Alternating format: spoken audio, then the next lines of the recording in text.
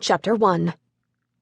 Rachel Goddard drove up to Joanna McKendrick's brick farmhouse to make a routine veterinary call and discovered her friend standing on the porch, pointing a shotgun at a man in a business suit. What on earth?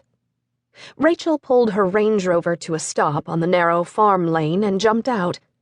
A wicked cold wind whipped her auburn hair across her eyes, and she had to hold it back with both hands to take a closer look at the surreal scene before her.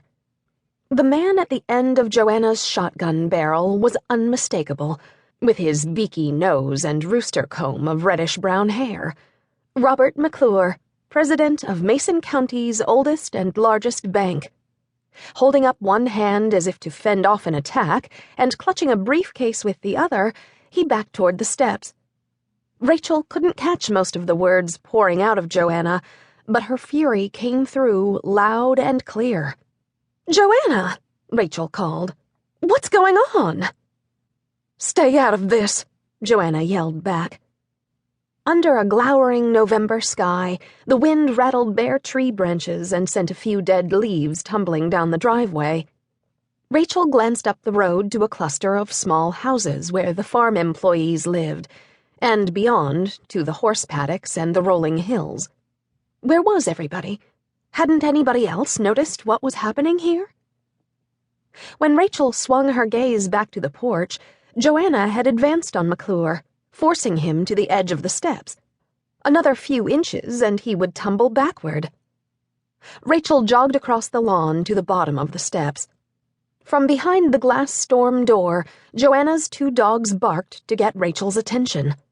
Nan, a golden retriever, wagged her tail, and the mutt Riley stood up against the glass, scratching and whining for release. Rachel had come over this afternoon to vaccinate the dogs and the barn cats, but it might be a while before she fetched her medical case from her vehicle. His right hand still raised, McClure half turned toward Rachel. "I'm glad to see you, Dr. Goddard." He sounded calm. In his pinstriped suit and tie, he might have been greeting her at his office under normal conditions, not at a horse farm while its owner held a gun on him.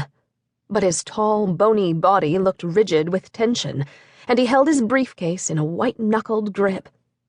"Joanna," Rachel repeated, "what's going on?" "Honey, you know I love you like a daughter, but I have to ask you to please shut up and butt out.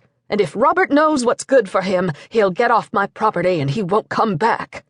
A fit and still youthful woman in late middle age, Joanna normally tackled problems with an unflustered, practical attitude. Rachel had never seen her like this, her cheeks flaming, strawberry blonde hair tangled by the wind, hands trembling so violently that the gun barrel jerked up and down. She kept a finger on the trigger. "But—" Rachel waved a hand, indicating both Joanna and McClure. "This is bizarre." "I just want him to leave." Joanna fainted with the shotgun.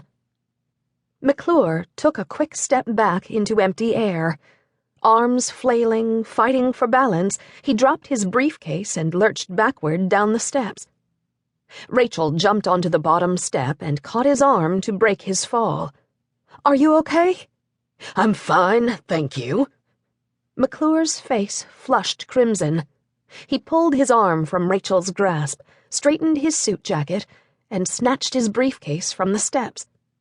"I came here to offer Joanna the deal of a lifetime, and I expected a civilized response. I got a gun in my face instead." "Civilized?" Joanna cried. "After what you said to me? You threatened me." McClure snorted. "Oh, Joanna, don't be so melodramatic." "Threatened you how?" Rachel climbed the steps to stand beside Joanna. "I did not threaten her," McClure said. "I simply pointed out he told me I'd be sorry if everybody else sells their land to Packard, and I'm the only holdout. The whole county will blame me if Packard backs out. He said they'll come after me. They'll make me pay one way or another. If that's not a threat, I don't know what is." McClure shook his head, making his coxcomb of hair